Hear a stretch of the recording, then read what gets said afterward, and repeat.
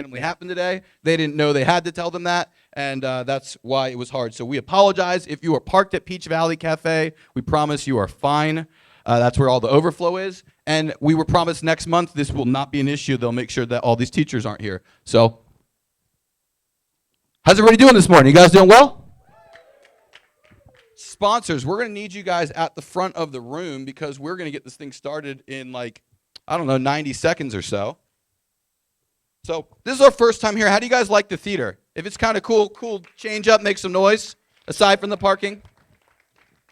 Hopefully you'll join us after at the Eden Bar because the Eden Bar has the best burgers in town. Just throwing that out there, a little tip. But it's also just a really cool ambiance, way cooler than Harry Buffalo. As much as I love Harry Buffalo, it's going to be way cooler sitting outside there. Would y'all agree? So anyone excited to hear from today's panelists? If you are, make some noise. All right. So, long story short, if you've never, actually, let's start with this. Whoa. Let's start by knocking some stuff over. Some fake plants. No. How many of you guys have ever been to a session of Masterclass Orlando? Raise your hands really high and say, oh yeah. How many of you, is this your first time coming to any type of Masterclass put on by real producers? Say, oh yeah. Can we give a giant welcome to everyone that's here for the first time? So basically about 5 years ago, we decided that there wasn't really a place that brought neutral, objective education to agents in the industry. There was always a hidden agenda, someone that was trying to sell you something, recruit you for something, or make you join their organization. And so we just realized that it'd be really cool to build a bridge between the top 500 who we were already making a private magazine and events for, and everyone in the realtor community, put the top 500 on stages, have them teach what they're doing. And so this month is a little bit different. We did 50 sessions. We ended Masterclass Orlando, and it was going to be literally the last one ever. We had a whole different idea, a different concept we were ready to roll out. But transparently, the feedback we got from you guys was like, what do you mean you're stopping Masterclass? We want to learn from panels. We want to hear from agents. My sponsors were like, well, we want to keep sponsoring it. So we realized that we could change a few things, but y'all didn't want us to change everything. So we switched the location. One more time, can we give it up for the Enzian? This is pretty cool. This is going to be pretty cool. We were going to change the name entirely, but people seemed so confused by it that I figured, screw it, let's just call it MasterclassCFL. Nobody seemed to like the name that we had. I won't tell you what it was, but because we might use it for something else. But probably not because y'all didn't like it. So welcome everybody to MasterclassCFL. This is the first session ever. We did 50 Masterclass Orlandos. This is Masterclass Central Florida, put on by Orlando Real Producers. If you don't know what Real Producers is, we make a magazine and host events for the top 500 agents, like I mentioned. There are about 80 companies that are supporting the platform each and every month on long-term commitments. But what's cool about that is they're not here because they brought bagels or donuts. They're here. If there's any type of affiliate in the room, they're here. Anyone that's not a real estate agent is here because another top 500 agent vouched for them, endorsed them, and they committed to supporting this platform for years on end. So they're very committed to building relationships with you guys. Can we give it up? Actually, quick show of hands. Raise your hand if you're one of our preferred partners. Can everyone else make some noise for those people?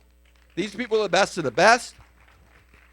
We've got a handful of them that stepped up today to make today happen and put us in the theater like this. So I'm going to let each of them take just 60 seconds, tell you who they are, what they do. It's not long enough to explain everything they do. So make sure you follow them, shout them out, and connect with them after, like grab lunch or walk up to them or whatnot. They're going to be sponsoring each and every session, but they're people you're going to want to know. So without further ado, since we're running behind already, I'm going to just kick this off with the sponsors. You know what we should do? Sponsors, y'all want to just kind of line up here, and we'll just go down the line. Like there's a stage here. Y'all want to come line up, and we'll just have you guys keep this really easy. I probably should start that way in the future. Let's give it up for the sponsors of today's session. You'll see all their stuff on the screen. Also, a shout out to Central Florida Building Inspections and Richmond American Homes. Those are today's supporting sponsors. You'll also see that a $250 donation was made to the charity of the month by the Apex Group at Guaranteed Rate. They're our charity sponsor. You'll see that on the slides. But here's all people that are going to tell you a little bit about themselves because they stepped up extra big. And Vic stepped up extra big because he brings the coffee. Can we give a giant round of applause to Vic? An energetic, caffeine-induced round of applause. And for an orientation, since this is our first masterclass here, the coffee is right there. We have a beautiful seating area, and the parking is nowhere, unfortunately. My name is Vic DeVore. I own DeVore Design. We do photos, video, and home staging. And we have the best group of content creators in the industry here in Central Florida. And we're launching a new content retainer package. So who's trying to increase their exposure on social media right now? Raise your hands. There's a lot of people that want to get more involved with social media. We have a package that will dedicate a cinematographer, and you can basically do a photo shoot in Winter Park. You can do some reels at Lake Eola. Whatever it is you want to do, we'll plan it ahead of time. It's very affordable, and it's something that'll help you guys get content. And of course, we can still provide all the listing media. So I hope you think of DeVore Design when you start getting all your listings, because they are starting to come. We had a busiest day yesterday since mid-July, which is very encouraging. So, All right. as I always do, Aaron, I got to take a stage selfie with everybody. So first one of the year, let's hear a round of applause for Aaron. It's about you guys, not me. Thank you, guys. All right, Heather.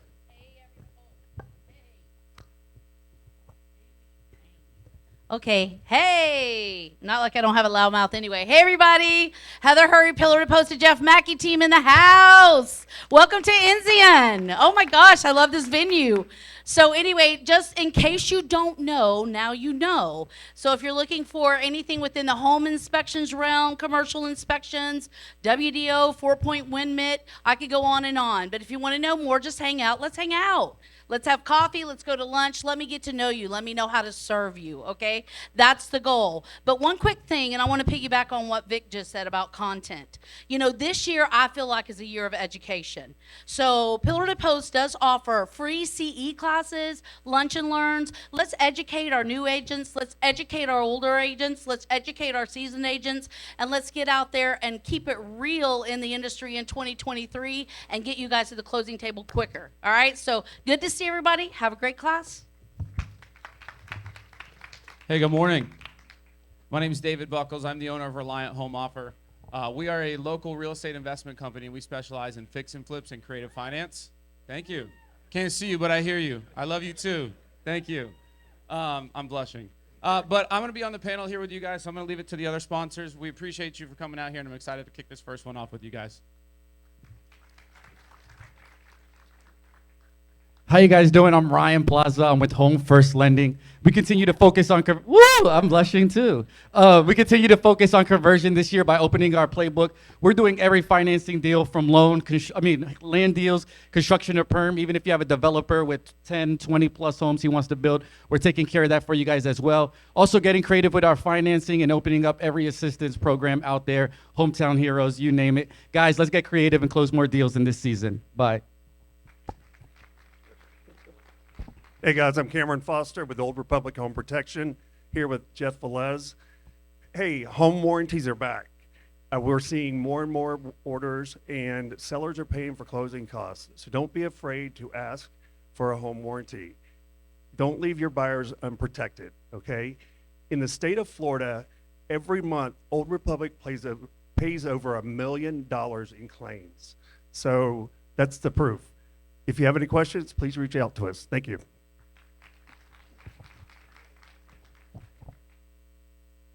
Good morning, Steve Bell here with Harding Bell International. Great to see everyone here today. Yes, thank you, all my peeps. Good to be back. Thank you, Aaron. This is a great venue. Anyways, we're a full-service CPA firm. A minute is definitely not long enough for me to tell you everything we do as a CPA firm.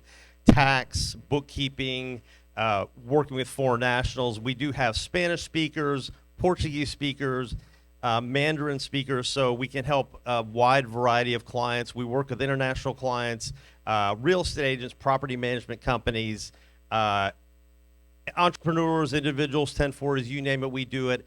Excited to be here and looking forward to this phenomenal day. All right, that one's not working. Hey, Brandon Blake with the Staging Company.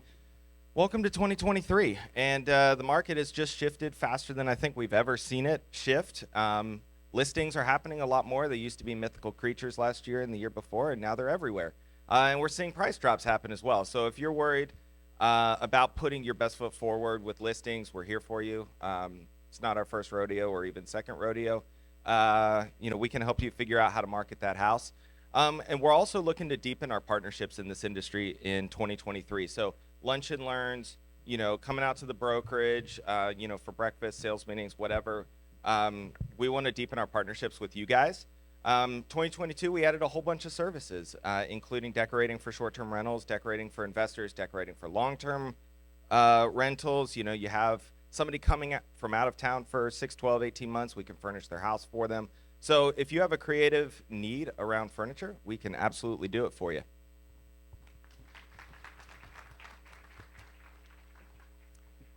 Good morning. My name is Dustino, and I am the Regional Vice President of Waterstone Mortgage running the state of Florida.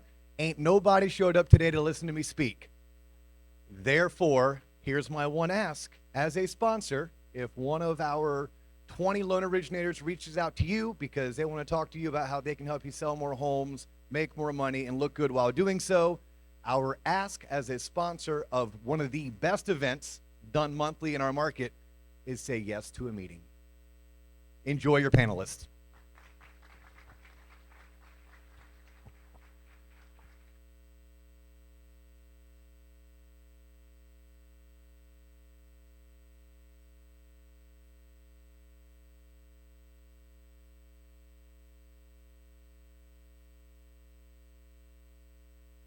Just got here. Hey guys, I'm Shay Walker. I am a branding photographer with my company Shay Walker Photo. I created something called the Vibe Session, which is my branding photo shoot where we are creating content not only for your social media, but for anywhere you can market visually and show up in positive ways in your audience's life. We're doing this in authentic and intentional ways. It's a really personalized photo shoot for you. I also have just opened up my branding studio, the Vibe Creative, hey, which is open for photo shoots with me, but there'll be a video hub in there and some creative options as well. You can find me on Instagram at Shay Walker Photo, S-H-A-Y Walker Photo. There is a link in my bio where you can learn about my process, chat with me, and see my work there. And the Vibe Creative is also on Instagram as well. And yeah, you guys are a vibe today. This is cool in here. I just got here. Happy masterminding. I appreciate you guys. All right. Let's give it up for Shay. And let's give a 1, 2, 3 clap on the count of 3 for our friends from Title Genius, because I don't think Melissa's here. If she is, come to the front and I'll let you speak later. 1, 2, 3. You'll see their flyers or, you'll see all these slides with their logos and stuff. So thank all the people you see on slides. So without further ado, we're going to kick this thing off. Sorry, we're starting late. This is the first time we've started significantly late, though, after 50 sessions. Y'all that have been here before, can you vouch for that? This is the first time we've had to control the parking, though, but it's also the first time you've all parked for free. So there's a little bit of a balance there. So anyway, let's get started. The person who's not a stranger to this stage, because he's been on it many times before, we'll start with him. David Buckles, and a few minutes ago, was right there, a few seconds ago. He's a Central Florida native who's been in the real estate industry since 2008. He got his start as an agent working with investors during the last recession, helped shape his passion for real estate. He's been a part of over 120 deals, ranging from wholesale deals, land deals, lot flips, building new construction, residential flips, fix and flips, you name it. So long story short, he runs Reliant Home Offers. They buy homes. He's going to tell you about why they buy homes, what homes they buy, and maybe you'll sell them a home someday. Let's give it up for David Buckles. Next up, we've got Tuan Trinh. Tuan started, he's the one that actually makes the top 500 each and every year. He started in real estate with 2 new home builders, Pulte KB Homes, REO buyer's agent. He switched to Keller Williams, was the team of the year in 2015. In the past 6 years, he's able to build a $7 million portfolio of single-family homes and multifamily homes. He's made about $750,000 in net profits from flipping homes as well. He's currently building new single-family homes, and the reason that we were excited to have him on the panel is he's someone that really can speak to transitioning from just being a transaction agent to someone that becomes an investor and becomes a part of all this stuff. So let's give it up for Tuan. As he pointed out, David's also an agent, but he's the producing agent and producing agent. Asian on the panel. That's what he pointed out to me. The only producing agent and producing agent. Asian. I can't even say it, man. It's hard. But you get what I'm trying to say. So, next up. All right, Candace Griffin's a Central Florida native with a background in real estate. Actually, Candace, I'm going to skip you. I'm going to let them all, because I'm going to pull you on the separate one. This sounds funny, but I'll explain in a second. You'll get it. So Stacey Conte is a real estate entrepreneur. She holds an MBA in leadership, having worked in corporate medical sales for over 13 years. In early 2022, she retired from her corporate career while ranked number 1 in her sales organization. She realigned her focus on her real estate portfolio and developed a company that she founded in 2021, Sugar and Spice Developments. It's a company that's on a mission to recreate spaces, environments, and communities. She now owns and operates diverse rental portfolios encompassing commercial and residential, long-term rentals, short-term rentals, and a beach motel that is really cool if you haven't seen it. She'll tell you a little bit about it. With over $10 million in cash flowing real estate assets, Stacey's focused on sharing her path to success through education to others. And she's got a class that she teaches that you probably are going to want to get invited to, and hopefully she'll tell you about it on the panel, or we'll email it out to you later, because I'm guessing that a lot of these people will have classes because there's only so much time to go so deep, and they could probably go for days. So without further ado, let's give it up for Stacey. And last but certainly not least, we've got Candace Griffin. Candace is a Central Florida native with a background in real estate, self-directed IRAs, private capital, and finance. The experience has led her to establish Griffin Investment Strategies as a premier commercial lending company that specializes in borrowers harnessing opportunities that they otherwise would have missed out on without creative finance. She enjoys serving our community in a number of ways, including Rotary, the American Lung Association, the Women's Exchange at the Citrus Club, and her favorite nonprofit is Sleep in Heavenly Peace, because their mission is that no child will sleep on a floor in this town, and that's actually where all the proceeds from today are going. I believe we've raised over $1,000. I want to say it's about $1,250. So can we give it up for that and give it up for Candace?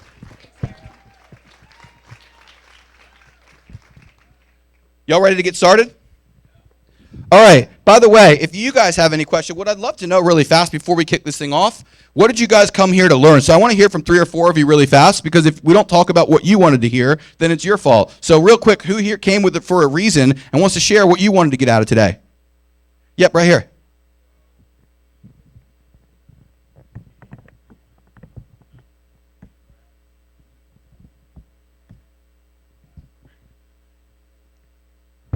Love it. So just general on those topics. Anyone else have something you wanted to get out of today? Speak now, or we're just going our own way. Who's got something? You guys came here for a reason, right? Anybody else? Yeah, right here.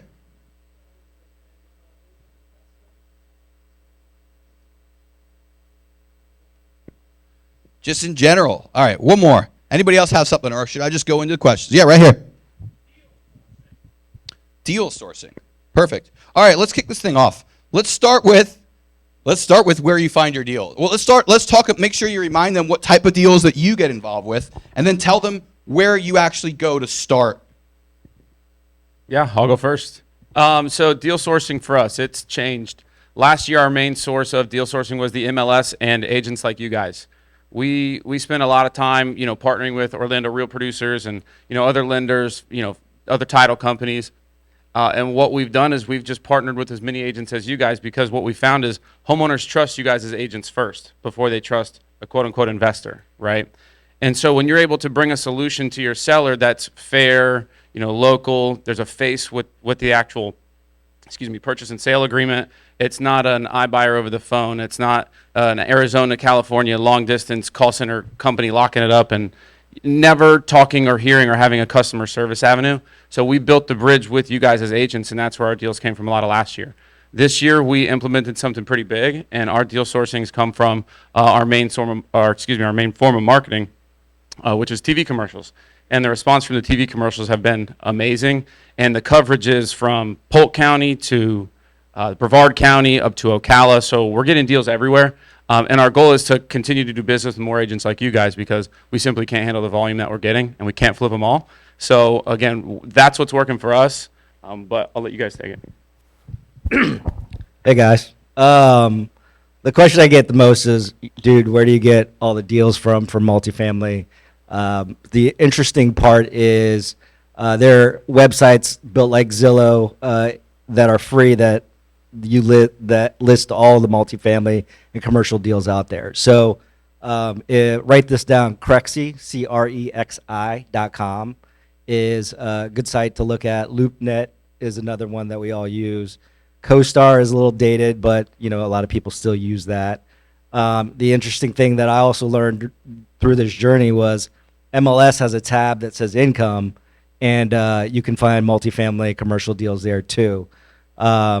The other interesting thing that I've ran into is in this commercial space, in this multifamily world that I currently live in, most of the deals are never listed. So I think relationship is key when talking to other brokers, other agents out there, because that's where you're going to find the best deals. And the best deals that you see out there, you'll never see on MLS or any of these sites. So I think relationship is key. I would agree with what they both said and add, I get a lot of deals for fix and flips or distressed properties from wholesalers and building relationships through wholesalers. So when they have a gem of an opportunity, they send it out to me first, and building that relationship, showing them that I will close on the properties. But also adding the properties that are on market, either through LoopNet or the MLS, that they're kind of like hidden gems on there. They have maybe been sitting for a while, they're very distressed, and they really just need someone to come in with a vision of what the property could be. And I've got a lot of deals that way. A lot of non-responsive agents, I have to call and call and call, and I'm like, okay, this is why this property's not sold. And I've had an agent, I tell this story all the time, try to talk me and my business partner out of buying a property. We went there and toured it, and she's like, she like said some crazy things, but she tried to talk us out of buying the property. So I wouldn't steer away from properties that are on market if they've been sitting and doesn't look like there's any activity, because there's usually probably a reason, and it could turn into an opportunity. Yes, I just want to add to that, because I've been building a bridge between the investor real estate space and the retail real estate space for quite some time now. Who in here knows what wholesaling is or who wholesalers are? Okay, so there's a lot of you that don't know what a wholesaler is, and that's a tricky world. Any of these people here on this panel would be happy to come speak at your brokerage to discuss what these terms mean, and how to find the right ones. Can we talk, because I know you're in a different spot, but from a finance perspective, how do you evaluate deals, and where do you look for them? So I get most of my deals from bankers, mortgage brokers, and friends like you. If it gets turned down by traditional standards, so a bank, for example, a credit union, I have multiple sources for that. I have private, I have multiple funds that I work with. A few years ago, I didn't even know what that was, okay? But there's specific funds out there that like to fund specific types of deals. And that is really where I shine. I love saving the day. So just extrapolate what you're saying to make sure that didn't go over anyone's head. Okay. There are funds which are basically wealthy people pool their money together, essentially. That's right. Right? And you are kind of like the custodian of those funds, knowing where they what types of things they're willing to invest those funds in. Kind of, right? So I'm a broker, essentially. So somebody brings it. I like all the weird stuff, okay? I like putting on my cape, figuring out hard things, and building bridges for people that think they're about to lose a deal. And they could lose a deal for a variety of reasons. Maybe they haven't done their tax returns. Maybe they're just a little bit over leveraged and their next project just popped up and their banker's like, I can't help you, but call Candace, right? I have mortgage companies that work with me. They send me business as well. We work together. If it cannot be done by traditional means for one reason or another, I can be a part of what we call that capital stack, right? So I do deals tiny all the way up to the multi-millions. Commercial for us means it could be a duplex, it could be a trailer park, it could be whatever, but it could also be a high rise, it could be a medical plaza. There's someone to fund everything, and I take that deal in, A lot of times people are confused why it got turned down, and I'm able to say, you know what, let's talk about this. Let me analyze it. Let me see the big picture, and then I'm able to say, all right, we're going to start here.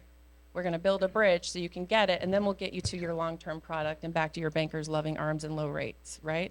Love it. So that's where I am able to serve the community best. Love it. So before I get into talking about how you guys evaluate deals, which I think is one of the biggest things, the biggest meat from this session, I'd like to hear about how you got into it.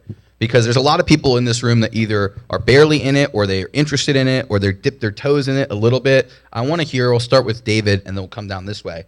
Actually, no, we can start with you, Stacey, if you got a mic in your hand. Let's talk about what you're, I guess, briefly what you were doing before you did your, you got into investing, and then essentially what got you into it, what your biggest mindset shift was to get you started, I guess is what I'm really trying to ask. Like, how'd you get started, and what was the biggest mindset hurdle you needed to get over to get going in the business? That's essentially what I'm trying to ask. Sure. So my background's in medical sales.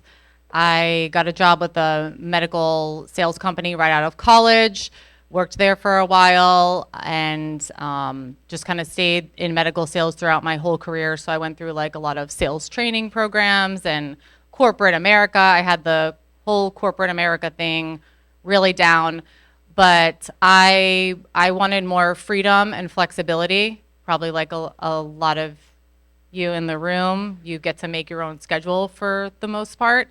And I went through a divorce, and I really took a look at my life and wanted to really do what my passions were and live a life more by design than by what I had to do. So I wanted to have more time with my children, and that was my biggest shift, is the freedom and being able to be more hands-on with my family and teach them things like investing that I never learned about until I was an adult.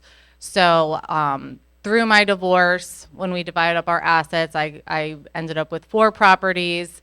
I sold one of them off and did a 1031 exchange into a multifamily property, a 12 unit, and then the other 3 properties were not cash flowing. They had long-term renters in them. They were relatively new construction. I didn't want to sell them because I saw that there was a good opportunity for appreciation over the years. So I transitioned them into midterm rentals and short-term rentals. And that's what I've been doing ever since. And that's where I kind of got the bug for the short-term rentals. I really started to enjoy the short-term rental market and process. And from there, I just kind of branched out and grew both arms of the portfolio. You have to follow her social. She is so fun to watch. I've really loved watching her progress. She's amazing. She shares a lot of insider stuff. So I'm like you guys. I was sitting in that chair 10 years ago, and I'm still like you guys, right? So people always ask, man, are you still out there slinging buyers and sellers? Yeah, I do, but I think at a lesser capacity. Where I got started, right? Loaded question. I think it was my curiosity. And like Candace, I like the weird stuff too. So all the investors that, anybody right now dealing with investors as clients? Raise your hand. Yeah. So I had one investor. He was an Asian investor. So this guy was from Canada, loaded. But I think that is like the holy grail, the unicorn of all investors out there, right? So by culture, they just need to know how they make money. And also, by being Asian, they're very tight with their money.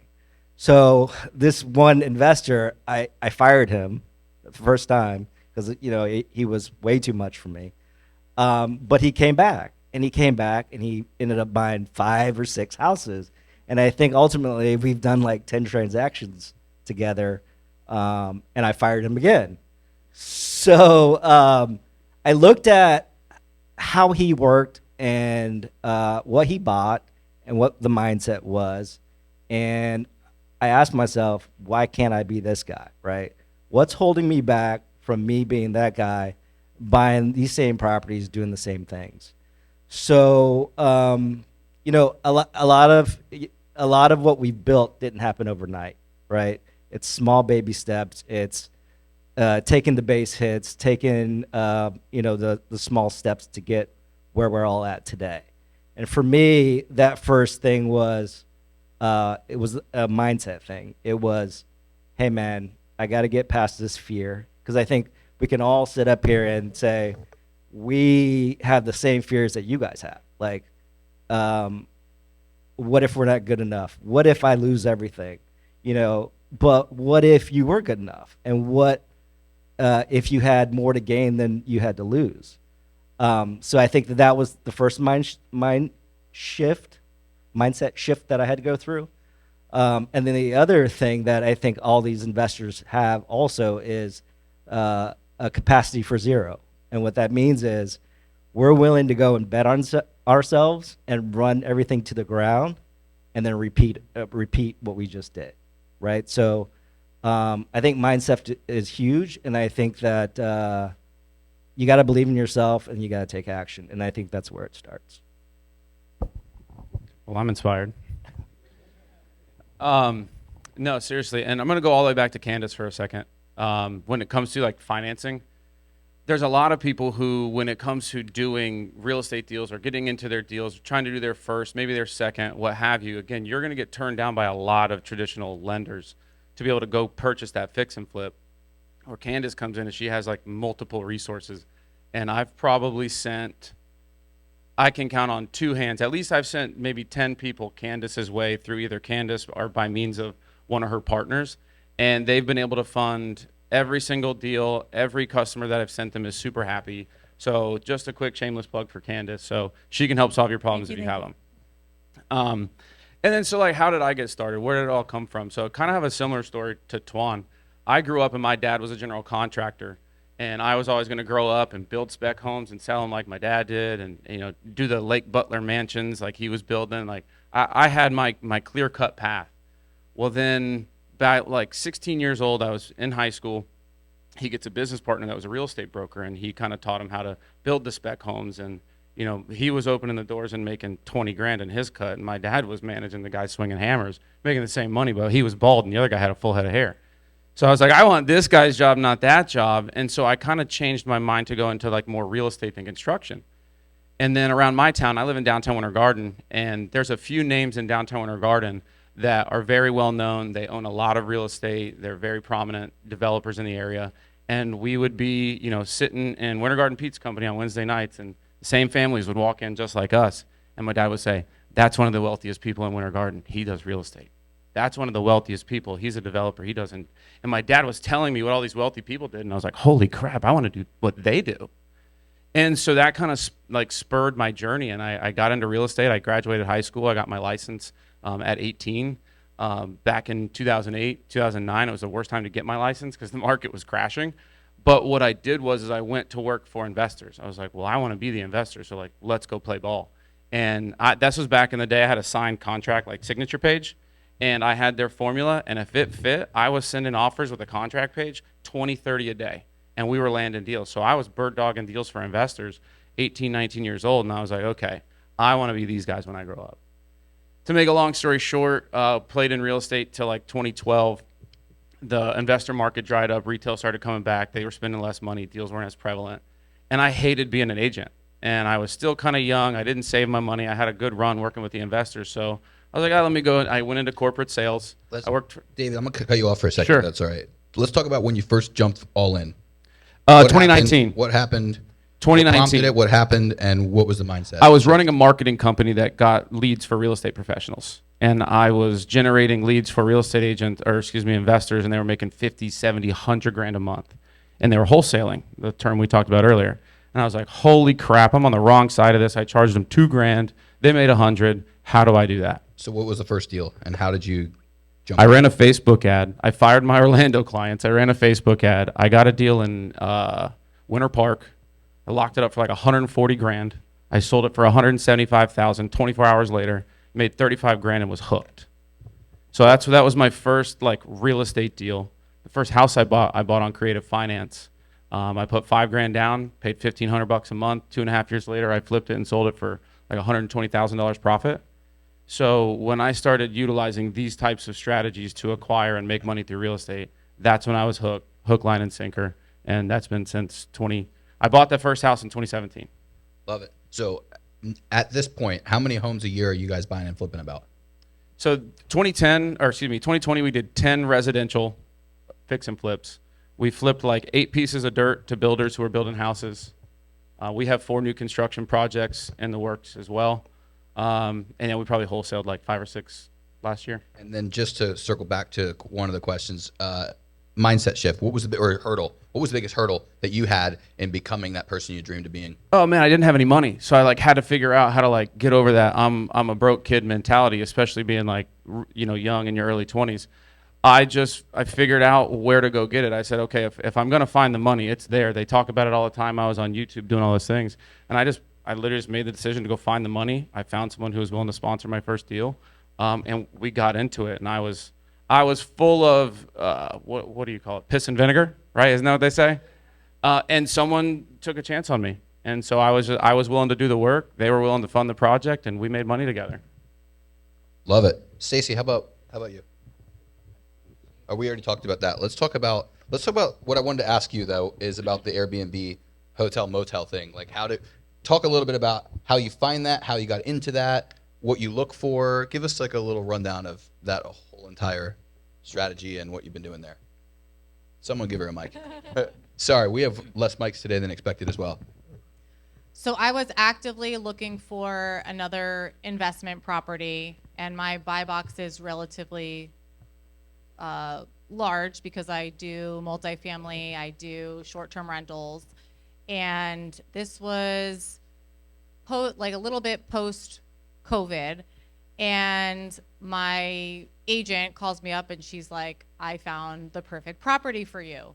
And she knows me really well. She knows what I like to do, and she sends me the listing, and it's this like really dumpy motel in Daytona Beach. And I have I had another property in that same area. She managed it for me, and it was like the biggest headache property. She called that area the armpit of Florida. So when she called me and she's like, there's an opportunity over there, I knew it had to be a good opportunity because she hated that market.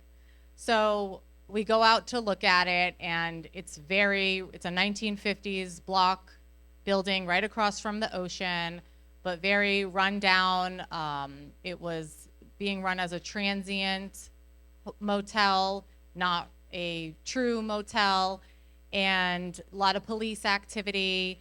So when I went in, I had to really look past everything, and I had the vision of what the property could be. It had an amazing location.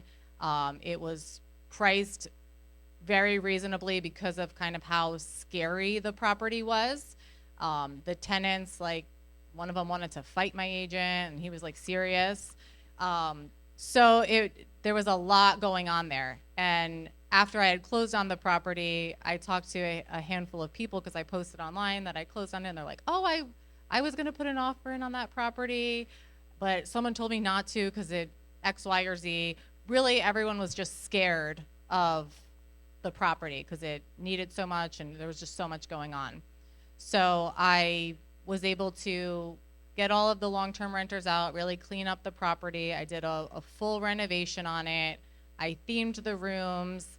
I made them very family friendly. I opened up doors so the rooms connected. In Daytona Beach, you can't Airbnb a house, so I can accommodate larger parties, which is somewhat of a niche there. And just did a total rebrand, made it like very fun, and kind of just saw the whole vision come to life. So it's. Can you tell them what the beach flow? What does it look like? We should have put pictures. Oh, I know. Tell guys, pull your phones out real quick. Tell them where to look. Where can they look it up? Tell them the name, where they can look on social. Well, yeah, it is on Facebook, and I'm developing _Airbnbs or Stacey Conte on Facebook or Beach Glow Inn. Beach but Glow it's very Inn. like It's all like glue. It's very like bright colors, neon. I do like unique light fixtures. I have a gummy bear room. I have a sprinkle room. I have a biker room. I have like a banana leaf Instagram girl room. flamingo room. Do you have it pulled up?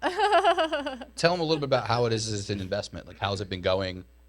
You know, the things you were, tell them maybe about what you were afraid of or what people were afraid of acquiring it and what the reality has been.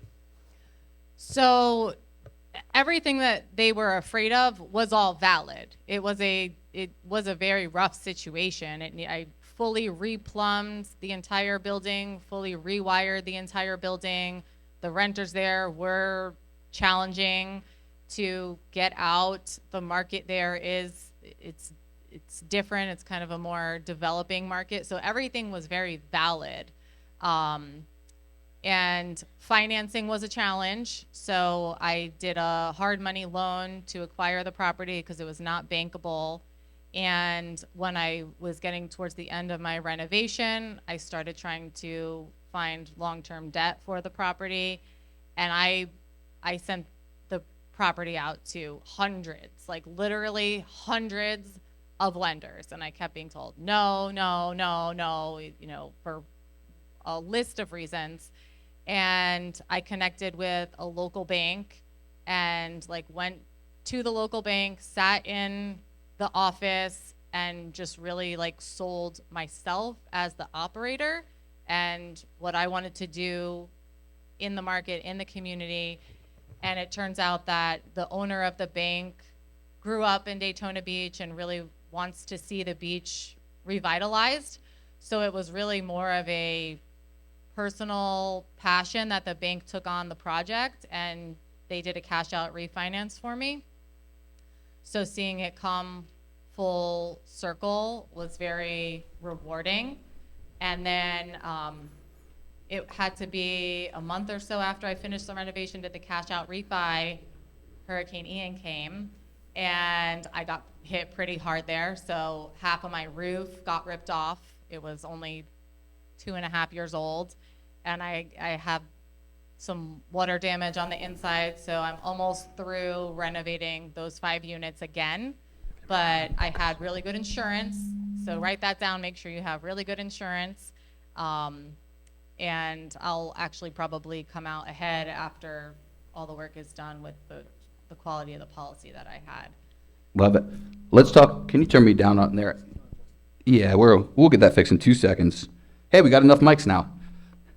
And Bobby, now you can talk with your hands.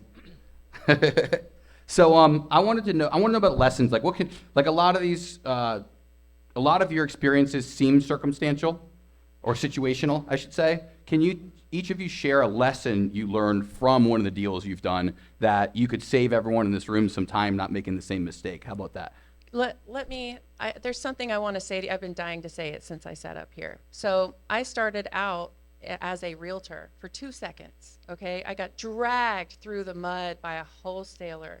I had no idea what was going on. So I know what it's like to be one of you sitting in that office going, oh God, what is this? A land trust? What is a land trust? Why is this person submitting so many contracts? Are they just like raking me through the coals here? No, these are good clients. You need to know how to vet them. You need to know how to speak their language. You at least need to know that you have a team in your brokerage that specializes in working with investors, because there's a lot to know, okay? And you want to make sure that you're able to cover your bases there, and that you have the right title partners that know how to deal with these things, and the right inspectors and the right appraisers. So it should be a goal for all of you, especially for what's coming your way, to make sure that you have a team in place in your brokerage that knows how to work with investor clients. That is the responsible thing to do at this point. So I just wanted to say that. I'm off my soapbox. But yeah, so that would be a good example of a challenge that I faced. I'll let you take it next. Let's see. I think managing everyone on your team is a huge challenge. That's something that I honestly struggle with every day. I was talking to someone about contractors. Yes, we were talking about contractors. But you could have the perfect plan, the perfect vision, everything lined up, but you have to make sure that everyone on your team is executing their part, because you can't do it alone. You can't be the inspector, the contractor, fund the deal.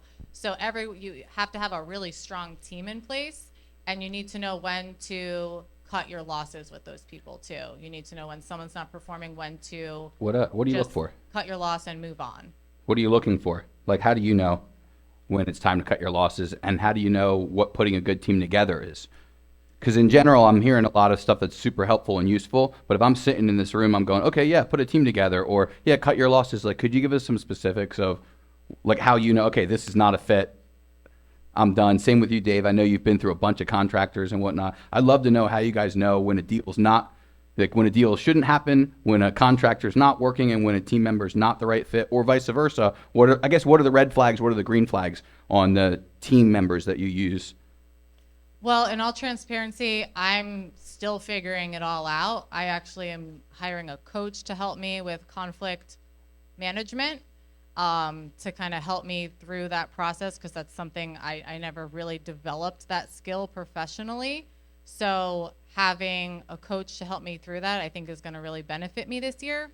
But you always know in your gut there's a delay, or they need a draw ahead of time. And where I struggle is I want to help everyone. I want to help them out if they need a draw ahead of time. If they're delayed, okay, I can empathize. And that's been somewhat of my downfall, is I've given people too many chances. So I'm working on that this year, so I can update you once I have more of a concrete answer of those skills. But if you don't have a skill, develop that skill, because I could continue on doing the same thing, but I know I'm going to plateau. Love it. Tuan, how about you? How do you know who to look for? Well, how do you know what to look for in the people you partner with, and how do you know what are the red? I mean, ultimately, we're all in the people business, right? So whether we're dealing with buyers and sellers or contractors, I think we all have an inherent gift of seeing the true character of people, right? So I think your gut will tell you, hey man, is this somebody I would be willing to watch my kids? You know, if that answer is yes, then maybe that's somebody you would want to work with, right? And I think that you're going to have to go through a lot of duds before you get some great people out there. Painters, electricians. I'm sure a lot of us can sit up here and say we've burned through many and many of them, right? But once you find that great painter, I think that that's what you stick with. So I think you trust your gut, you trust your intuition. You're always not going to make the right decision up front, but if you're solution based, you'll always try to find an answer to your problem. Yeah, I think you hit it on the head. It's conflict management. 24/7 when you're going through these projects, or fix and flips, or the team building. One thing that we learned this past year was how much of a full-time job it is. We self-manage all of our own flips, and it is a full-time job managing the schedule, the subcontractors, all of the trades. And like you said, you could have a perfect schedule. My brother helps me. We've got this beautiful color-coded, coordinated schedule. It's beautiful. The project starts and it just like blows up day 2, right? Like the guys are late. Oh, there's a problem with demo, and I left this tool at home. It's not in the trailer. Like there's always an excuse. There's always something there.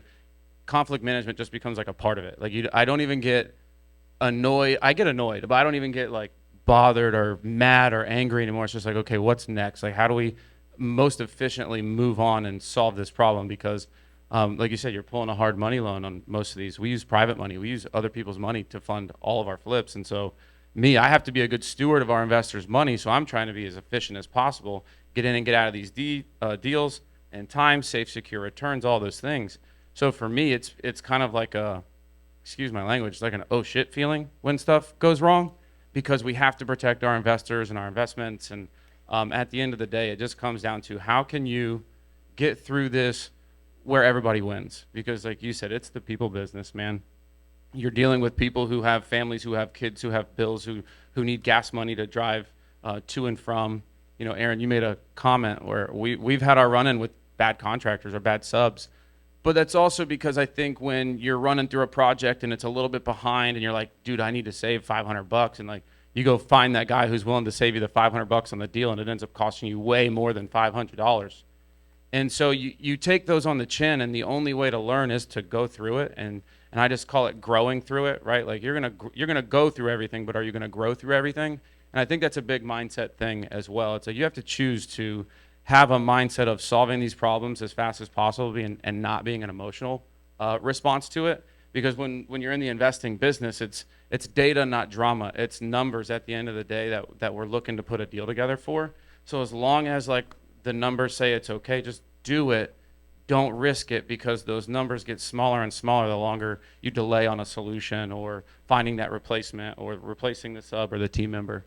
Love it. I think that's all I got. I want to ask, especially the three of you, if you have something to add, Tuan, you could jump in. Just real quick. I think at the very beginning, all of investors out there, they're like, hey man, what's your cheapest painter? What's your cheapest electrician? What's your cheapest so-and-so? And I can tell you, all of us up here, at the end of the day, we don't care who's the cheapest. We just are saving. We're working on time right now. So whoever can do it and commit to that project in a timely manner, that is going to be way more important than who's going to save you a couple bucks here and there. Especially if you're managing multiple projects, correct? Would you guys all agree? Like if you're doing, I mean, I've seen David's had multiple flips going at once. I'm sure that all of you have had multiple things. I mean, Stacey has multiple rooms in the hotel going on probably at once. Would you guys all agree, for everyone here, that that's a big part of scaling, is having people that you know are going to be reliable and efficient, not the cheapest? That financial piece is huge, because I've made that mistake. You know, you're working within a budget. Okay, I can be under budget. I'll go with the cheapest guy. There's a reason they're the cheapest. It's because they can't charge more, because they haven't proved themselves. So I've made that mistake where you go with the cheapest person, your project gets delayed, they don't do what they're supposed to. Now you got to bring someone to backtrack on their work. You've lost time, and now who knows the mistakes that they've made. I had a plumber at my motel. He cost me 4+ months of work. He did the job wrong. I had to have someone come behind him and redo everything. So I lost the money I paid him, the time, and now paying someone to go back and redo the work. So that's huge. Not to mention the expensive money you're using to get these deals done. They have high interest rates. Right. And Oh, yeah. the more it's delayed, the more you're paying. for Totally. longer. Let's ask you guys.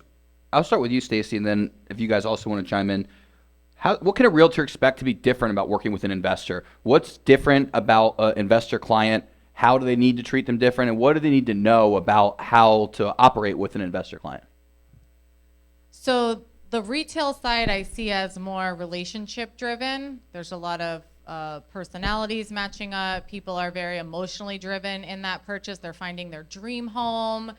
They're not necessarily looking at numbers. Does this property have comps that support it, or they don't care about cash flowing every month. So it's a very different transaction. When you go to work with an investor, everything is numbers driven. So really, we want to know the numbers. Does the deal make sense? And do you know what you're talking about? Are the numbers that you're presenting to me accurate? Are they going to come to fruition if it's, you know, something like an Airbnb? And just verifying the property. So I'll get deals sent to me and they'll say, oh, it's, you know, you can Airbnb here. You can't even, it's not legal to Airbnb in that city or that location.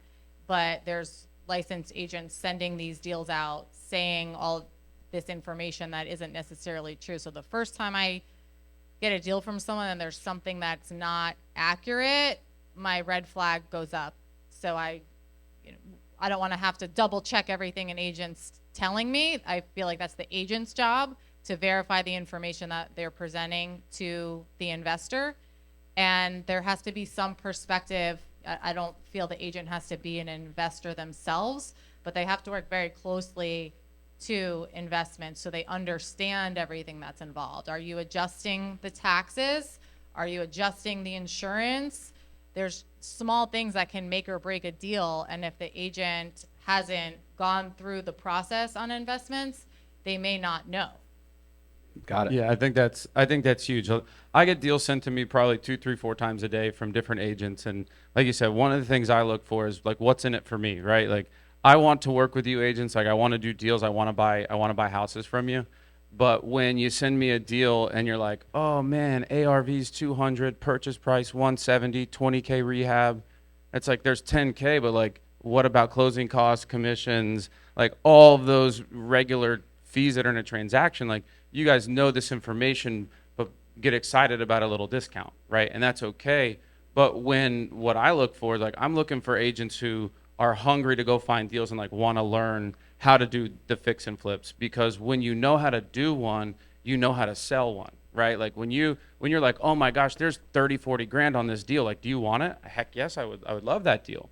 But when you know how to evaluate it, like now you can sell more deals to more investors. Now more investors trust you. Like, you're not going to get blacklisted with your emails when you send deals. They're going to open it and text you and call you right away. You know, we have several relationships like that. And as a matter of fact, because we get so many deals and I end up like telling so many agents, hey, this is what I need you to look for. Use this calculator. I have a couple property analysis tools that we use, and I give those away freely. So I can say, hey, evaluate the deal this way. Evaluate the deal this way. And as a matter of fact, we have a guy that's now in our office. His name's John Hart. He's here. He's a real estate agent, and he wanted to get involved, and he was sending deals. Well, he's actually been with us for like 2 or 3 months, and he's knocked down like 3 deals with us so far, just hunting down the MLS, finding properties ready to be flipped, because he figured out what the formula was. And so because there's a lot of you guys that are out there that want this, we're actually doing something January 27th, next Friday. We're doing a class called Find It, Fund It, Profit. And we're gonna like dive into how do you find these deals? How do you evaluate these deals? How do you get funding for these deals? And one of the relationships that Candace introduced us to, he's gonna be there talking about the lending. And there's ways that we can educate one another and do business together, because at the end of the day, what I'm looking to do is create a community here in our own backyard where we all do business together. Find the off-market deals, bring them to us. Like, let's all make money and flip houses and win together. Love it. So if you want to do that next There Friday, should be that's where we're 3 at. types of agents. Retail, so residential, that's more business to consumer, right? And then you have your commercial. We all know what that looks like. That's business to business, right? Well, the investor space is very different language, everything, and it's in the middle somewhere. And it's not a business to consumer sale. There's no emotion involved. So on the agent perspective of things, anytime, like when I was slinging transactions left and right, it was I'd get that lead that he was an investor, right? And anytime I got that, I was like, oh my God, someone shoot me in the face. Because here's the thing, right? We send them deals and deals and deals, and they're like, no, no, no, no. But here's the real truth to this, right? You guys didn't deserve or earn that commission yet, because you didn't show them how to make money, right? I don't believe that there are bad deals out there. I think there are bad strategies out there, right? So if you want to earn that commission, if you want to close that investor, you need to know how this guy can make money off this deal. Is it short term? Is it long term? Is it flip? You know, if you want to provide value and earn that commission, that's what you need. Where should they learn? Where do they start? Give them a tidbit. You call David up, David Buckles. No, where's Tuan's phone number? This guy's smarter than me, dude. I Where came did here to you listen start? to you. Where did you start? Is there a book you read? Is there something you go to? Is there a person you talk to? Where did you guys start? I think we're in the age of information is everywhere, right? Yeah, there's no shortage. There's no shortage of information, right? So I am not a book dude. I'm not going to sit down and read a book. I'll fall asleep on the second page. So instead of reading books, how do you feed your mind, right? Your mind is going to believe everything you tell it. So what are you telling your mind every day, right? So for me, it's listening to podcasts. I didn't know what a podcast was 3 years ago, but I got to hang out with some cool millennials that would send me stuff and say, hey man, like, did you hear this podcast? I'm like, oh, what's a podcast? So in essence, it's basically 2 people who are probably smarter than Which everybody here. podcasts? Tell us about which podcast. The Bigger Pockets is number 1, right? So real quick show of hands. Raise your hands if you listen to Bigger Pockets currently. Raise your hand. Oh, wow, that's a lot of people. It's a How many lot of you guys people, have heard but of Real Estate Look at this. Look at Disruptors? this. Hold on. Raise your hand one more time. Look how many people it's new to. That's the impressive part. So I would challenge everybody. I went to the Bigger Pockets conference out in San Diego. This year, they're going to be in Orlando. So no reason, no excuses why you can't go. And you learn a lot about investment, right? You learn a lot about the people who've done it and the people who've gotten dirty who've done it. So it's a great event. So Bigger Pockets is one, and it's all about investing. The other ones that I listen to is Ed Milet, very rah-rah kind of Tony Robbins type of guy.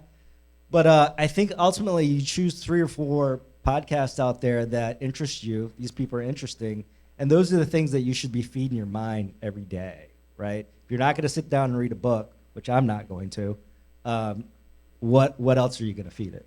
So Love it. Let's Stacey, do you have something to add? Yeah, I was gonna say get around people that are doing what you want to do. So I don't learn from reading podcasts. I do like, but really the value where I've learned the most is being hands-on and talking to people, asking questions, and finding out like there's someone else doing it. So if they could do it, you could do it. Like, Where do you meet them? Are there groups you're parts of? Are there places you look? Is there something you search for online? Yeah, classes like this. I ask questions in Facebook groups. Like, don't be afraid. I was always like the girl in school that people thought were dumb because I asked stupid questions, but no one else knew the answer. I was just the only one that would ask it. So ask the questions you don't know. Don't feel like you can't ask them. And then find someone that you can shadow that's doing what you want to do. Say, hey, can I come look at the properties with you? Can I come follow you when you go to your flip project? Can I come see your Airbnb, how you set it up?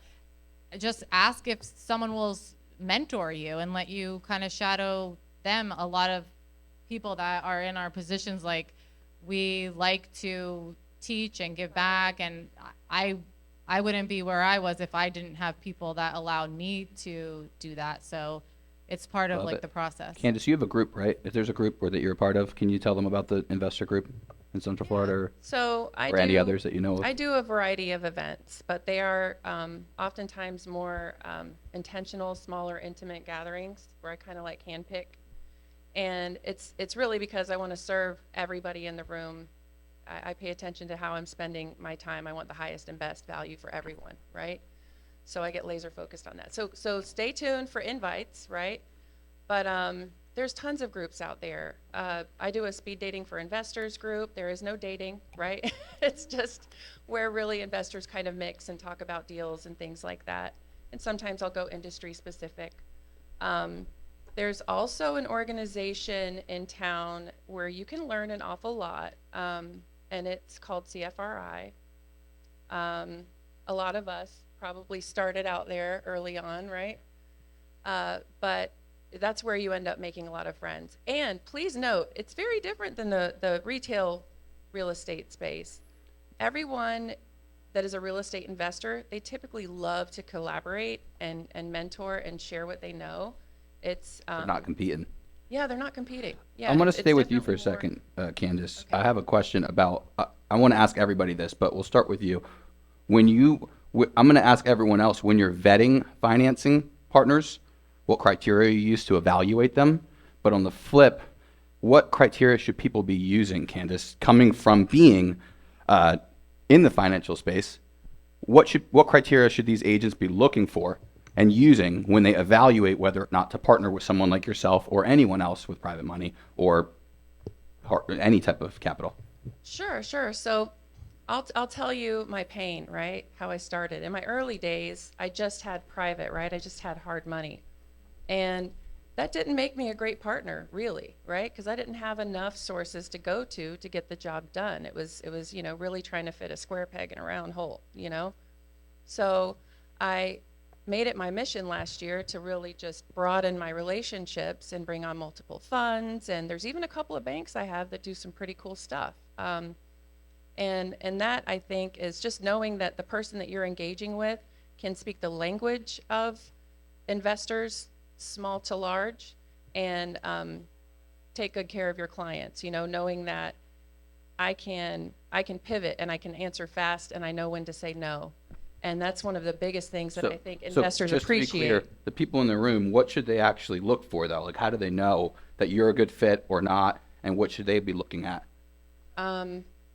Really, I mean, A referral. yeah. Yeah. I mean, all of my business is referral business.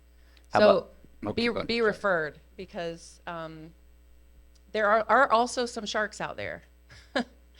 And that's important to understand. How do you know who to pick between? What do you mean? Well, I'll go with it sounds like, well, for you, it's obvious because it's you, but for the rest of you, how do you know There who you to go. go with when it comes to hard money? David, you look ready to answer, so I'll start with you. How do you know wait, who to wait. pick when it comes to There is one thing betting hard money? I want to say on this. So, as an investor, and you as their guide, and some of you are investors, you can determine and know the pain points between, like, okay, they're saying I'm using private money, right? Sometimes private money doesn't make it to the table, and sometimes they're scaling and they're having trouble getting enough to get the deal done. That's a pain point you experience when it's time to maybe reach out to somebody that has access to a fund or something like that. You know they're not bank ready, but a fund is a great tool for that chapter in an investor's life. And oftentimes they don't even know it exists. So if you start seeing deals fall through, money not showing up, know that it's time to reach out to somebody that has a little more to offer. Sorry. That's a nice nugget. Yeah, so I've only used a couple different hard money loans. Candace and I have been trying to do some business together for a while, but we use private money. So like everyday normal people like you guys that got some money in the bank, we turn you guys into lenders and help you guys collect passive money from real estate investment. So anytime Candace is reaching out to me, I'm like, yo, you can't touch my terms. You can't touch my turnaround time. Like I don't have the red tape. But there's certain things that leverage can give you, that scalability, there's certain things. But like Tuan said earlier, like we're in the relationship business at the end of the day. It's not about finding the lowest origination, points or like the lowest interest rate fee. Like some of those things are going to end up being nominal when it comes to like the total, outcome of the deal, the total profits. It's really about finding a funding partner where you can build a relationship and then scale with that person. It's hard when I only have one person with $1 million. Like I can't scale with that one person. But when you can find someone like Candace who has access to a guy with $500 million, it's easier to scale through someone like that. So when you look for partners, you shouldn't be looking for like the cheapest terms or kind of like we talked about with subcontractors. You should be looking for a partner who understands your business model and where you want to take it. And then they can typically, with access like that, with resources like that, can help you scale or get your business to where it's going. Love it. Tuan, what tips for picking? I don't know what the question was, but I really What wanted tips to. do you have for picking between financial partners? Financial partners. In the multifamily world, financial partners, the majority of deals out there done in the commercial space are seller financing. So what does that mean? The seller will be your bank for X amount of years. Is it 1 year, 2 year, 3 year? That's the majority of the deals out there. So be creative with that. And in terms of what you're comfortable with in terms of terms, length, time, etc. The other magic sauce out there in the multifamily world is in what they called forced appreciation. What does that mean? So basically, in the residential world, we're going to comp a house because the neighbor across the street sold the same thing, and it had the same features. It had the pool, and you have the pool, and so if he sold for 200, you should sell for 200. In the commercial world, it's none of that, right? So they don't really care what the building across the street did, because what if you had a commercial building that had a car wash and a PDQ and 3 office spaces and 2 rental units? Like, how the hell do you comp that? So basically, forced appreciation means that your value on that property is based on what kind of income it produces. So when you buy something that is low income, that is not producing the income that you think is there, and you think there's potential to raise that income, especially in multifamily, where you can raise the rents, 2 to 3% every year, that's where the magic sauce is. And then if you guys don't know about this loan product, it's called DSCR, so debt service coverage ratio. Anybody know about that? Anybody? So the amazing thing about this DSCR product is it's easier to qualify for these commercial financing than it is for residential. And here's why. They could care less about you as a person, as a borrower, right? We know agents out there, they're going to write off everything that they do. They're Starbucks, they go to Old Navy, they're going to write it off. So at the end of the year, you show zero income or little income. So you're like, how the hell am I going to go get financing for this multifamily commercial building, whatever, because I can't even get a Old Navy credit card approved, let alone, this $1 million building. So, but on these DSCR loans, they could care less, right? They just need to know about the property out there and what kind of income it produces. So I hope that. Oh, Where do you find them? I have multiple funds that do DSCR. Shameless plug. What I've found is, outside of Candace, what I've found is the smaller credit unions, local banks are more. They're all about the commercial space, the multifamily world. Your bigger banks do some stuff, but I think you're gonna find an easier route when you go through a Mid-Florida credit union, One Florida Bank, Candace Griffin, Fairwinds, than you are a Bank of America, Wells Fargo. So that's And a local bank. So if you're finding it's hard to get something funded somewhere and getting a bank to say yes, if you go down the road, like Stacey did, to a local bank and they have a vision and a passion for their community that they want to serve, you can get that over the fence there typically. I want to know. Oh, go ahead, Stacey. I would add that the lender being able to close and doing what they say they're going to do, for me, is the biggest thing. Because remember how I said I sent the motel out to hundreds of lenders? Everyone that came back and said no on the first call, oh yeah, I do this all the time, no problem. And I would go through what made the deal challenging. I said, okay, even though it's not stabilized, even though it's zoned motel, like going through very, very clearly, these are the challenges. And they said, yeah. Then they couldn't do it. So if I find someone that does what they say they're gonna do, even if it costs a little bit more, it's worth it to me because there's a trust factor. If I have money in escrow and I only have a week to close, can you get it done? And if I know you can, I'm not rocking the boat. Sorry about that. Trying to grab the tech guy because I don't know where he went. So what I wanted to ask you guys next was talking about how you decide, basically how the interest rates affect the decisions you're making now. So how do the current interest rates help you?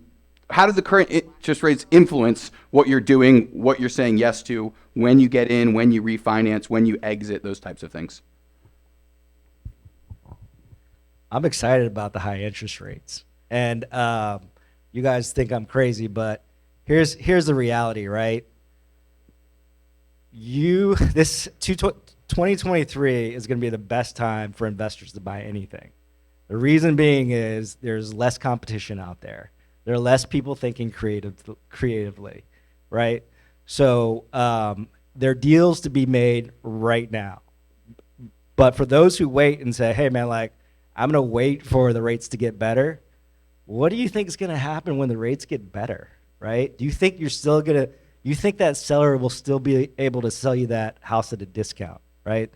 So for me, this is the most exciting time because you can work on being creative and making deals work that 2 years ago, 6 months ago, that they would laugh at you. But today, people are actually looking at these things and thinking, hey, is this my only option out here? And so as an investor, as a realtor, as somebody who is trying to get in the game, I think you guys attack deals today. Yeah, 100%. I'm in agreement with that. I'm excited as well because, like I mentioned, the first house I ever bought, I bought on seller finance. And right now, sellers are motivated to make a deal because their houses are just sitting there.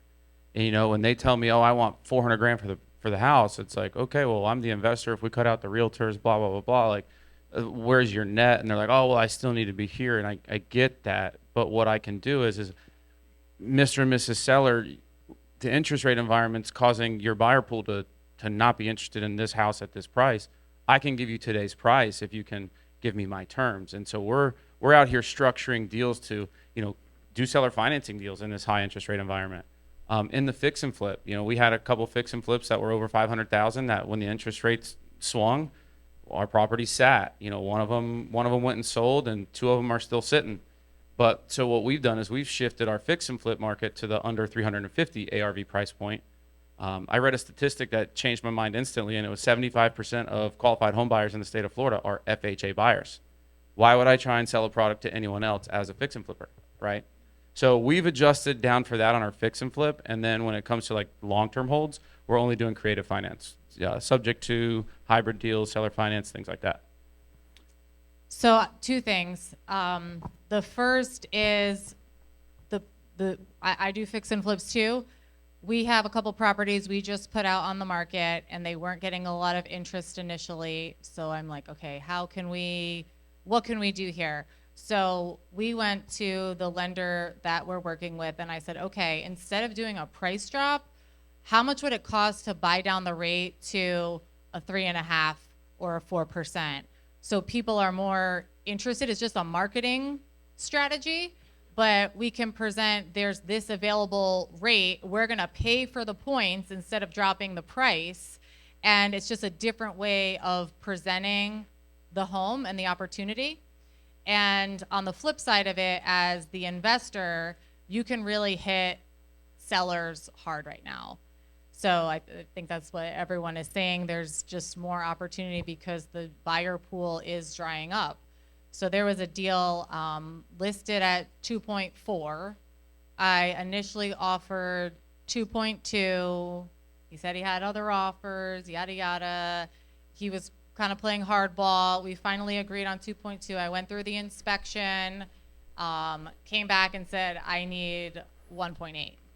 And he was like, no, get lost. So moved on, found another property, totally kind of forgot about that one, and then he circled back. I think he was feeling the pain of the interest rates. He thought he was a year in the past and that he'd be able to get his price, but investors look at the numbers. So when the interest rate swings, it's not emotional, it's just a different number on the spreadsheet. So are the numbers gonna work now? And the answer is probably not. If the interest rate goes from 4 to 8, that's a big difference. So if the numbers aren't working, you have to adjust the numbers somewhere else to make them work.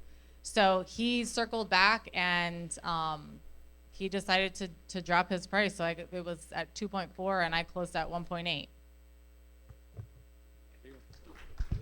So real quick, I wanted the three of you that are investors, I want to just get a quick like sentence or few sentence answer. How are you, what's in your buy box? What do you look for when you evaluate? Like, give us kind of a rundown of the criteria you use to evaluate it. Right now I'm looking at multifamily. My buy box is I like the urban edge areas of downtown. So the two multifamilies that we have right now in Orlando is Delaney Park and Colonial Town. So outskirts of downtown, urban edge, a lot of desirability. So your desirability comes with location. The deal that we're currently negotiating right now is going to be new for me because it's in a whole different city that I am not from or aware of, Jacksonville. So Jacksonville is one of those big markets. We're currently negotiating 14 units in San Marco. So never been to San Marco, but if you guys ever get, you like it? You like San Marco? Okay. So I got one vote for San Marco. Anyway, so AB community, it's being gentrified a little bit. You're getting upscale millennial hippies moving to that area. So what I look for is I look for a value add proposition, meaning that if I can rehab it, update it, I can adjust the rents from $1,500 to $1,800 a month. So AB communities, I like 2 bedrooms. So if anyone's out there looking at apartments or trying to be an investor, the reason it's 2 bedroom and not 1 bedroom, not 3 bedrooms, the 2 bedroom people are usually like the couples who have joint incomes that'll stay there a couple years. You know, your 1 bedrooms are your studios and your nomads that they'll travel and they'll, move every year, every 6 months. And then the 3 bedrooms are usually your families with a couple kids, things like that. So the unit mix is always 2 bedroom, 1 bath is my sweet spot. David, what's in your buy box? Give us a quick. Yeah, so we're looking for anything minimum 3.2 block house, We'll do full renovations. We try not to do anything too crazy. Like if it's a fire damaged house, we don't want it. It needs roof, AC, electrical, plumbing, cosmetics, all that stuff. Like we like it 3.2s minimum. Please no wood frames. And we go across, Central Florida. We have crews that are willing to travel. So if it makes dollars, it makes sense.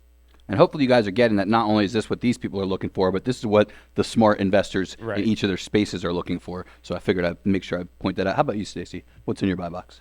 So I have different buy boxes, but really it all comes back to like heavy value add. That's where I like to play, and my business partner and I like to play. And that also leaves room if the market does shift. All of our flips we target to be 6-figure flips. So if we have to do something that's not planned, we run into an issue on the project, there's still a lot of margin to play with. And if the market shifts, we're not playing with a $10,000 margin and could, get hit there. Love it. One other quick question I want to hear from each of you that I got from a few people in the crowd. How are you calculating average retail value? Or average renovation value, sorry, ARV. How are you calculating it? What's different today? Like, what do you use? David, I know you have a calculator. You could share with them where to get it, but how do you guys calculate? We use a property analysis calculator, but at the end of the day, it comes down to comps, right? Like you guys typically are on the MLS every day. You have the resources at your fingertips to see what comparable properties are selling for. And by comparable properties, you have to look at comparable properties. If the subject is a 3.2, then you look at 3.2s, couple hundred square feet differential, just like an appraiser would, because the appraiser is either going to make or break your deal. So I try and do all my comps. Like, again, John's in the office and I'm breaking some old agent habits, but I'm like, dude, comp like an appraiser. Comp like an appraiser, because if you do that, you just down a little bit, especially with days on market and things like that. We're adjusting like 5 to 7% down. So if I think ARV is 350, I'll adjust 5 to 7, sometimes 10%. Like, I say 10%, but I'm willing to be a little bit flexible there. But that's how we're kind of adjusting right now. Just because if it does sit or if it does take a hit or a dive, 10% on 300,000 is 30,000. So there's a good room for price drops, negotiations, credits, things like that. I really want to say something to that. So a lot of the loans that I provide are the short-term loans, and that's what a lot of investors use to get their property, to get it, right? Because long-term money is not available until it's stabilized, okay? So my lenders are looking at what they believe the paper, so the mortgage, the property could be worth in 18, 24 months. So a lot of them are looking, and you were right, but some are at 10%, 20% below in their underwriting. And clients can be really shocked. This happened a couple of months ago where it started. Now they're starting to underwrite their deals differently and things are getting put through. But there was a serious lag because of the appraisals for these types of loans were coming back pretty low, but it's because these lenders are not getting out in 30 years. They're getting out in 12 to 18 months to 24 months. So. We've got like a minute left, so I want to hear from each of you real quick. How do you calculate ARV today? You want me to go real quick? Yeah, go for it. In multifamily, it's really easy. Write this formula down. It's net operating income divided by cap rate. So you're like, how the hell, what's cap rate? Just for the most part, things are trading at 6.5% right now. If it's not in a high demand downtown area, the higher the desirability, the lower the cap rate. So a downtown Orlando, Winter Park is a 5% cap. Urban edges, Kissimmee, things like that, things are trading at 6.5 cap. So you take those two, you take that formula, it'll come with a projected ARV of what the value of that property is worth in multifamily. It's NOI divided by cap rate. So say you make $133,000 a year net operating income and it's trading at a 5% cap. That's about a $3 million property right there. And those numbers may not be right because I just did it in my head. I don't have anything unique to add. It's all data driven, and I use my business partner's an agent, so she runs all the comps and gets all the data, and she goes very conservative, so love it. All data. All right. Let's give a round of applause for the panelists. How many of you guys learned something today? Make some noise. Two quick things. Number one, I want you to pull out your phones right now and go to MasterclassCFL.com. There are 75 free tickets for next month's session. We are back here, and the session is called Back to Basics. And by the way, don't go anywhere. We're not done yet. So we're about to light a fire in this room. Back to Basics next month. Lee Goldberg, Ken Posick, and Michelle Moon will all be joining us. 3 industry veterans that have been through all sorts of different types of markets. They're very strong personalities, and they know all their stuff like the back of their hand. So they're going to be really interesting to see up here playing, basically talking about how to get back to the basics, scripts, and open houses, and all sorts of stuff they're going to talk about. So it's going to be a lot of fun. Conversion, things along those sorts. So MasterclassCFL.com, that is February 16th. We'll be back here. And just to reiterate this year's schedule, we are here for 8 months of the year. We are here basically January, February, March. There is no masterclass in April. I'll go through this once, but you'll see it all over the slides. There's no masterclass in April. May, we have a special edition that will not be here. June, we will be back here. July, we'll have another special edition off-site. And then we'll be here August, September, October, and November. So again, there are 10 sessions this year. 8 of them are here. 2 are going to be announced. Those are both in the summer. We'll tell you about those later. But one more time, can we give a giant round of applause for each of the panelists and all of today's sponsors? All right, I'm going to let them hop down, and I'm going to bring up our wrap-up speaker. Oh, yeah, let's get a quick photo. Good call, Tam. Go ahead. Yeah, get a photo of. Can you guys jump up and get a photo while I introduce our next speaker? Don't worry, he's only going for 5 minutes, but it's going to be a 5-minute fire. So, Bobby Davidowitz is a real estate entrepreneur. He specializes in leveraging the real estate industry as well as a wealth creation leveraging the real estate industry as a wealth creation tool. That was a tongue twister. In his 21-year career, he's been involved in basically every part of the real estate industry. He has an organization with 1,300 agents in 18 states. He's recently won the Ultimate Connector Award at the Orpies. I like how that's in your bio. And look, he's an awesome guy, brings a ton of energy, and he's going to share with you just a quick concept that we were talking about the other day, and I said, dude, you got to wrap up Masterclass, share that for 5 minutes. So without further ado, can everybody give a giant round of applause to Bobby Davidowitz talking about winning the ChampionSHIFT. No, bro, you can take it. I believe that there's no such thing as a down market. There's only down mindsets. See, I did the math the other day, Aaron, and I was thinking to myself, oh my God, I've been in this industry for 22 years. So I've seen some things. I've been around, right? And I've been around these kind of times. And nobody told me what it really was, right? You're hearing all the negativity. Anybody sick of hearing about down markets, right? They're not telling you what it really is. This is the ChampionSHIFT. This is the ChampionSHIFT.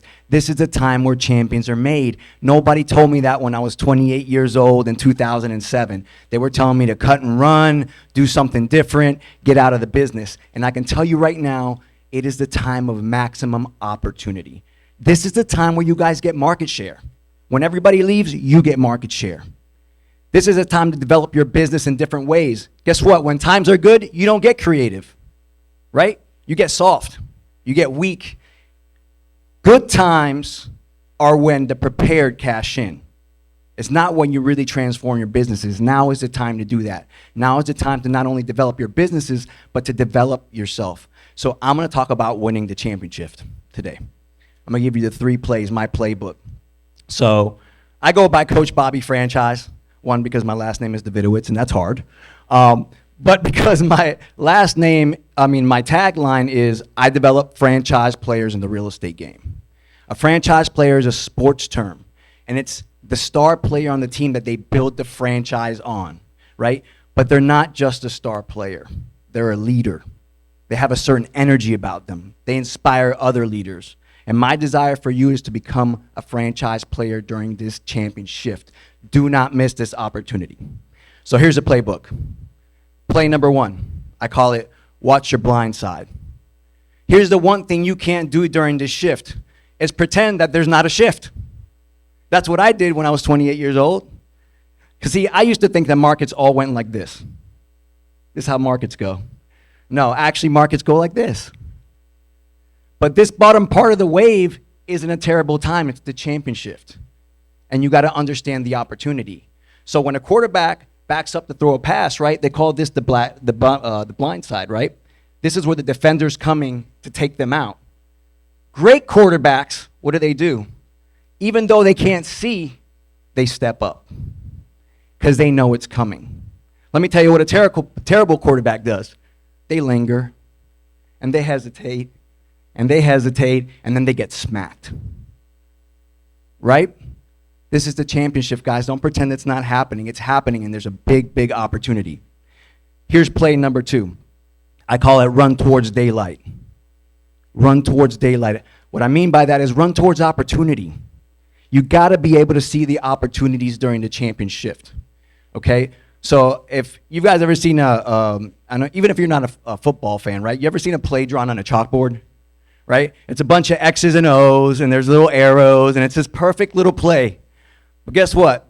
Life don't work like that, right? When a running back gets the ball and he starts to run, it almost never goes perfect. There's body shifting, and the place where you thought the opportunity was, that door closes. You want to know what the best running backs do? They look for daylight. They look for opportunity, and they pivot, and they run towards daylight. Guys, there's more opportunity, right? I've never seen a market like this. You know, me and David Buckles did a presentation the other day called Investor Season. Hey, guess what?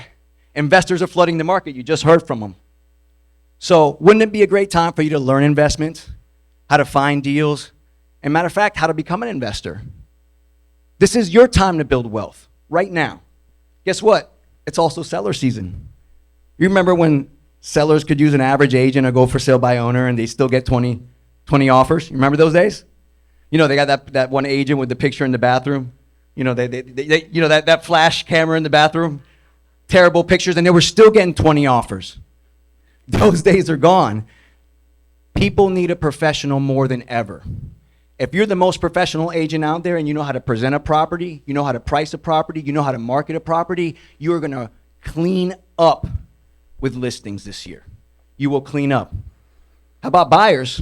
Remember, buyers had no power, right? They were begging for them to accept the offer, right? I'll pay you 20 grand above. Please take my offer. They might as well say, look, what I'm saying is this. They had no power. But guess what? You need to be calling every single one of your buyers right now and tell them, hey, it's the ChampionSHIFT. You got power again. You want closing costs? I'll get them for you. You want to buy down? Interest rates too high? I'm going to get the seller to pay to buy your rate down. Now is the time when you can clean up. And my favorite, guys, it's builder season. You remember when builders didn't need us no more? Anybody remember those days? Right? I'm not going to mention any names, but what I'm saying is this, right? It is builder season. Are you getting the same calls I'm getting? Hey, Bob, just want to let you know, we're offering 4% and $5,000 bonus. You getting those calls? Hey, it's builder season. I got a guy in my company right now cleaning up with just new construction. He barely speaks English. Cleaning up. Icon agent in my company. Focus on builders. You know why they're calling you? Because on average in this nation, builder cancellations are up 26%. Remember when we didn't have inventory? So run towards daylight. The opportunity is everywhere. The third play and the final play is what I call Go Pro. So I've been coaching agents for years, and I always know when an agent sits down in front of me when they haven't made the decision. They haven't made the decision to go pro, to be a true professional in this industry. Guys, you will not dabble your way to success in real estate. You just won't do it. You have to commit. You have to commit your time, and I would suggest, and people in here know it because they're here listening to the best, become a student of the game.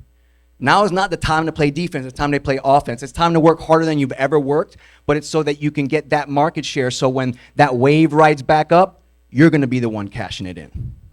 Go pro. Make the decision to be a true professional. So those are the three plays to win the championship. Now, what I haven't told you yet is that none of that shit's going to work for you. Okay? None of it. Unless you believe one thing. Because here's the deal. I've spent my life, in personal development. I paid Tony Robbins thousands upon thousands of dollars to learn this one thing, right? So when I was coaching agents, I primarily coached new agents when I first started my career. And they would come in and they would, they're freaking out, right? Because they're watching their bank account go down. And they're like, Bobby, I don't know what I'm doing. Please give me the plan. And I'm like, okay, cool. And I listened to their story. And I would prescribe them the winning plan. I'd be like, okay, I hear you. Here's what you need to do. Guess what? They'd come back 3 weeks later, even more desperate. 3 weeks broker. And they'd be like, Bobby, I don't know. I'm thinking about getting out of the business. I don't know what's going on. Nothing's working. I said, okay, well, let's pull out the plan and tell me what you've been doing. Guess what they said? They hadn't done none of it. They hadn't done any of it. And my first thought was, oh, wow, these agents are just lazy, right? That's not true.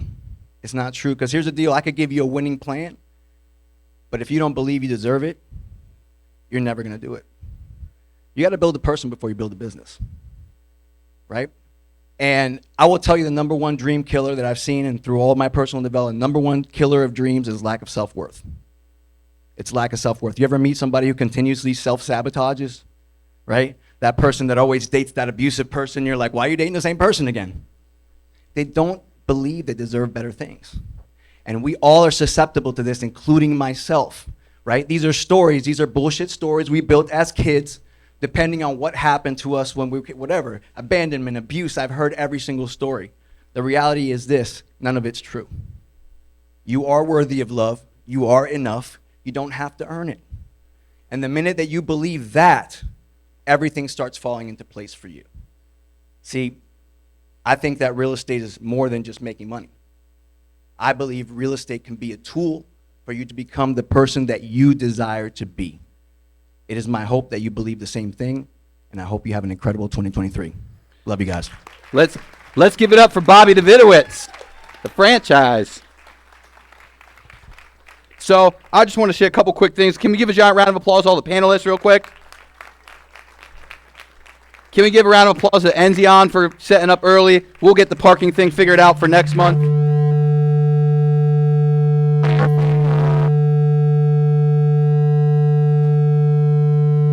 Can you shut that mic off? Yeah. Hey, it'd be great if the tech guys would actually stay on the tech board. I think that's what we're paying for, but just throwing that out there. So we'll get this figured out. We'll get the tech figured out. We'll get the parking figured out, or we'll switch locations in the future. But thank you guys all for coming out to Masterclass Orlando. Can you give a round of applause to the panelists and to all the partners of Orlando Rail Producers? Hopefully you'll stick around and grab some lunch, because it's a pretty cool place to stick around and ask the people questions. I appreciate everyone coming out and working with us, letting us go a little late, and we're excited to go back to the basics next month. By the way, there's only 10 tickets left for free right now. There's already 65 people signed up. So if you go to MasterclassCFL.com, you may want to grab one of those last 10 free tickets for next month, and we'll see you right back. Oh, one other thing, guys. I want to mention one thing that's kind of cool. This entire room is being completely torn up in April. So all of these couches, all the carpets, everything will be completely torn out. There'll be verandas. This entire room is being renovated this summer. So not only are we back here next month, but halfway through the year, we'll be in a much nicer room that's the exact same room. So anyway, thank you guys for coming, and we'll see you next month.